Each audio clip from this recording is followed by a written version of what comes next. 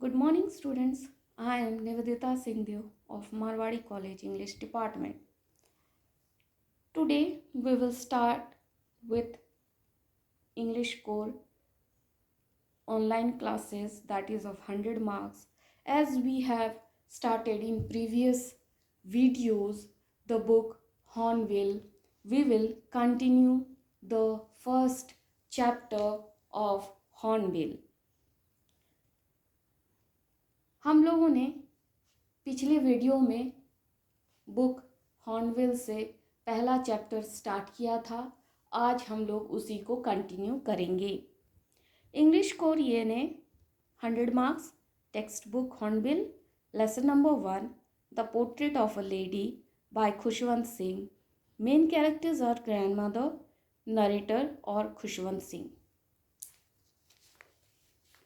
हम लोगों ने पिछले क्लास में वीडियो में ये पढ़ा था कि ग्रैंडमदर जो हैं बचपन से ही खुशवंत सिंह को संभालती थी, उनको स्कूल के लिए तैयार करती थी, स्कूल ले जाती थी और दोनों ही विलेज में रहते थे क्योंकि उनके पेरेंट्स यानी कि माता पिता खुशवंत सिंह के शहर में रहते थे और वो गांव में अपनी दादी के साथ रहते थे, जिससे उन दोनों में बहुत अच्छी बॉन्डिंग हो गई थी।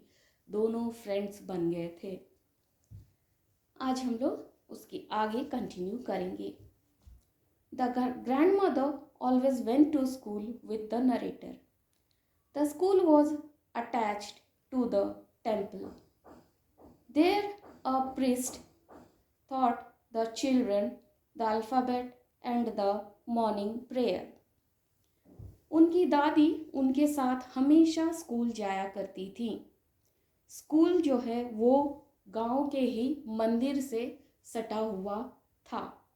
वहाँ के मंदिर के जो प्रीस्ट थे, पुजारी थे, वो ही बच्चों को पढ़ाते थे, अल्फ़ाबेट भी पढ़ाते थे और साथ साथ कुछ प्रेयर्स भी करवाते थे। The children sat in a rows on either side. They sang the alphabet and the prayer in a chorus. सारे बच्चे पंक्तिबद्ध मंदिर के बरामदा में दोनों सब एक साथ बैठते थे और एक साथ सभी कोई जो प्रेयर होता था उसको गाया करते थे। The grandmother sat inside the temple. She spent her time in reading holy books. और वही समय में उनकी दादी मंदिर में बैठती थी और कुछ धार्मिक किताबें पढ़ा करती थी और पूरी समय वहीं पे मंदिर पे रहती थी जब तक खुशवंत सिंह का क्लास चलता था। उनका छुट्टी होता था और साथ में उनकी दादी उनको लेके घर जाती थी। She would walk back home with him. The village dogs would gather at the temple door.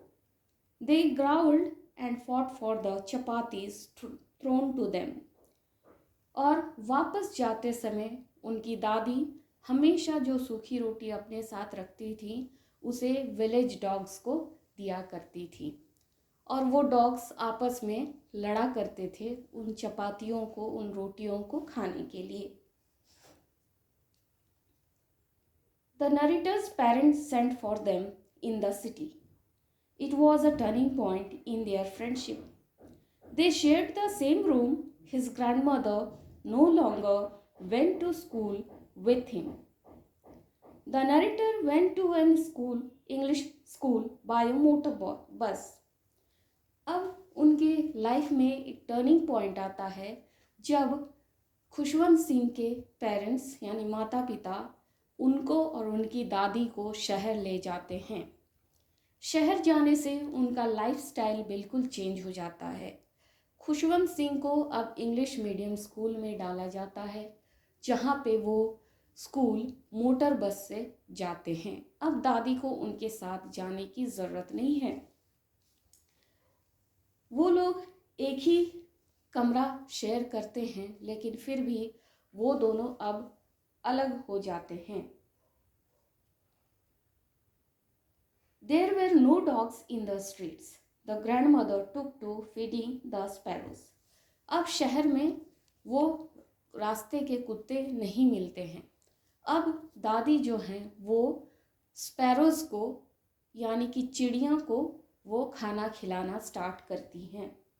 Years rolled by, the grandmother and her grandson saw less of each other now. जैसे जैसे समय पार होता है वैसे वैसे दादी और उनके ग्रैंडसन में बहुत कम मिलना जुलना होता है। वो दोनों अपने अपने लाइफ में बिजी हो जाते हैं। She hated English words and signs.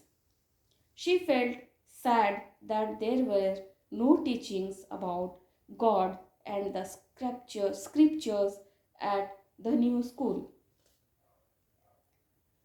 उनको इंग्लिश मीडियम में पढ़ना उनके पोते का इसलिए पसंद नहीं था क्योंकि वहाँ पे सिर्फ इंग्लिश और साइंस और म्यूज़िक पढ़ाया जाता था। वहाँ पे कोई भी रिलीजियस बुक पढ़ाई नहीं जाती थी, रिलीजन के बारे में नहीं बताई जाती थी, इसलिए उनको इंग्लिश मीडियम स्कूल पसंद नहीं था।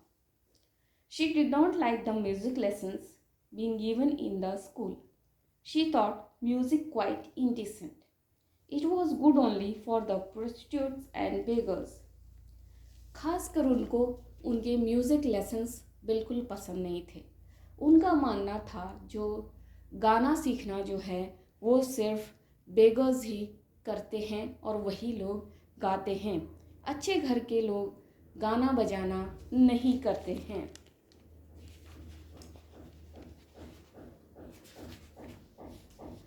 The narrator went up to university.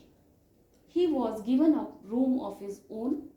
The common link of their friendship was broken.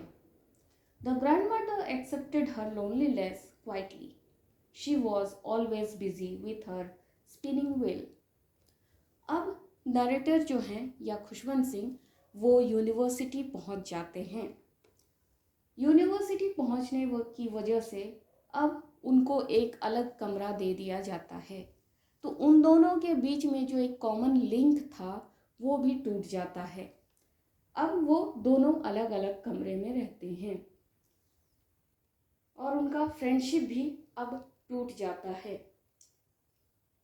उनकी दादी ने इस अकेलेपन को बहुत ही शांति से एक्सेप्ट कर लिया था और वो हमेशा अपने प्रेयर्स में और चिड़ियों को खिलाना उसी में अपना बिजी रहती थी और उसी में अपना टाइम स्पेंड करती थी। शी टॉक्ड रेयरली, बहुत कम बोला करती थी। She relaxed only in the afternoon. She fed the sparrows. She would sit in the veranda. She broke the braids into little beads and threw them to the sparrows. Hundreds of sparrows collected around her.